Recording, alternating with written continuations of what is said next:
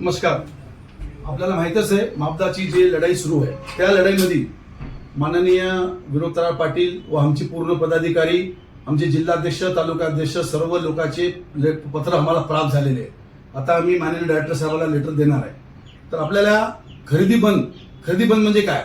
आपल्याला खरेदी बंद करायचंय. खरेदी बंद म्हणजे आपल्याला आता फर्टिलायझर कंपनीपासून खरेदी करायची नाही. जे लिंकिंग मध्ये जे रॅक येणार आहेत ते रॅक आपल्याला गोडाऊनमध्ये उतरून घ्यायची नाही. ट्रान्सपोर्टहून कोणत्या कंपनीचा ट्रक आले ते आपल्याला उतरून घ्यायचे नाही. कोणी समजा दुकानामधून तुम्हाला खत दिलेले त्याला उतरायला काही प्रॉब्लेम नाही, पहिली गोष्ट. दुसरं, लिंकिंग मध्ये कोणतंच आपल्याला फर्टिलायझर घ्यायचं नाही. आजपासून आतापासून काही राहू द्या, लिंकिंगचं घ्यायचं नाही. काही प्रश्न आले, गव्हर्नमेंट आहे, गव्हर्नमेंट बघल शेतकरीला कसं माल पोहोचवायचं, पहिली गोष्ट. दुसरं, आमचे लोक, आमचे म्हणजे मापदा परिवार व आमचे जिल्ह्याचे काही मुख्य लोक जे फर्टिलायझर बिझनेस करतात त्याला माझी नम्र विनंती आहे की मापदा परिवारला या निर्णयाला सपोर्ट करा.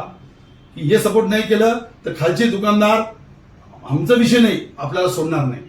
आपण लिंकिंग करत असेल तर आपल्याला त्यांची जी नाराजगी आहे ती आपल्यावर बिलकुल बरसणार 100%. क्योंकि एक एक दुकानदारचं खालचं त्यांचे जे म्हणणे आहे ते ऐकूनच इतके मोठे आपण निर्णय घेत आहे. तर आपल्या सर्व लोकांना विनंती की आपण त्या जे होलसेलर आहे ते होलसेलरनं आपल्याला मटेरियल देऊ नये. आपण त्याच्या जाऊन लिंकिंग मध्ये मटेरियल देऊ नये. तरी ते लिंकिंग करत असेल तर त्याच्यावर 100% तिथला जिल्हा अध्यक्ष कारवाई करणार.